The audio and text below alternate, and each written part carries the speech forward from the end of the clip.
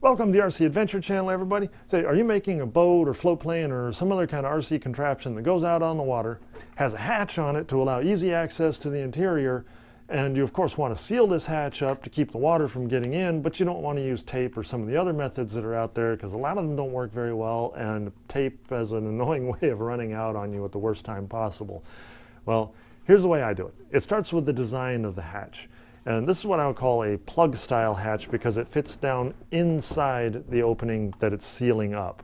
And what this allows the seal to do is to apply its pressure inwardly, evenly around the perimeter of the hatch versus pushing up.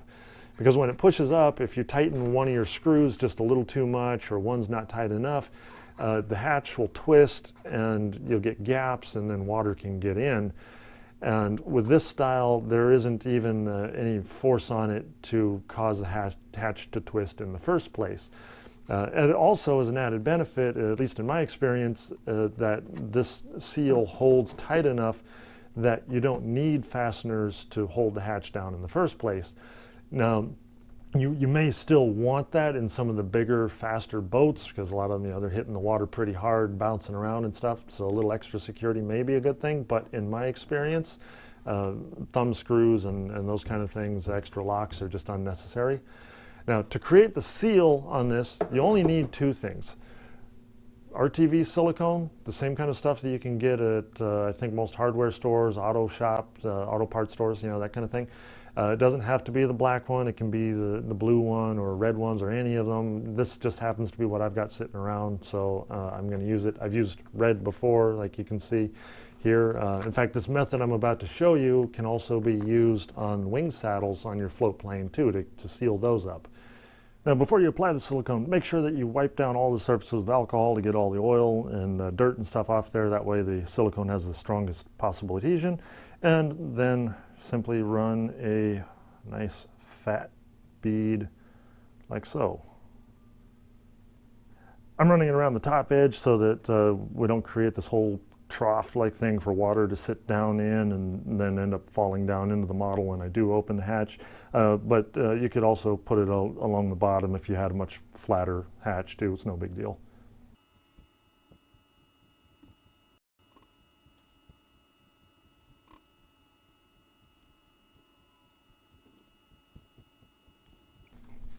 Once you have an even bead of silicone all the way around, then I take the saran wrap and lay it over the top.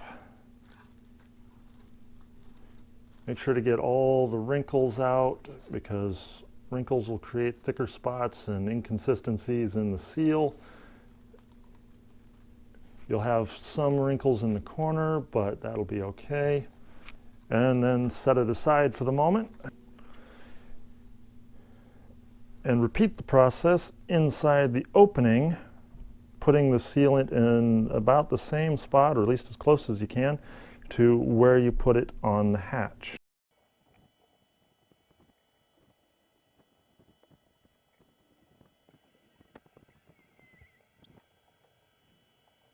And then once you've got the silicone in place on the inside, simply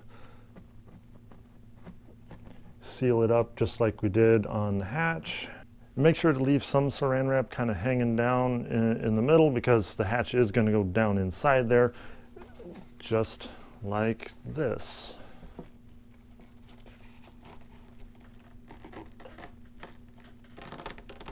One piece of saran wrap may be enough, but I've always used two. I just want to make sure that no matter what, it can come apart because if it glues that hatch down in there, you're probably not going to ever get it out of there.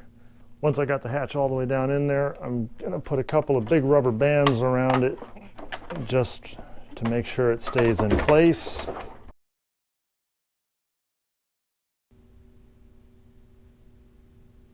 After letting it sit like this overnight, you're going to gently but firmly pull the hatch out and remove the saran wrap. Now, most likely the silicone is still a little bit tacky. That's fine. That's just because the saran wrap kept the air from really getting to it and letting it dry. So just set it aside for a few more hours before putting it back in. Also, if you do find that the hatch is a little harder to remove than you'd like, just smear a little bit of marine grease on the silicone. That'll help it slide in and out.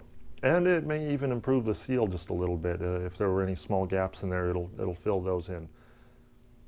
So there you go. That's how I seal up my hatches. If you have any questions, comments, suggestions on how to do it better, I'd love to hear from you in the comment section down below. If you like this video, I'd really appreciate it if you hit that thumbs up button. It feeds the YouTube algorithm and helps me out quite a bit. If you want to see more videos like this, go ahead and hit that subscribe button. And if you want to know when the next one's up and ready to go, that's what the bell icon's for. Till next time, remember, the best RCs are the ones you built yourself.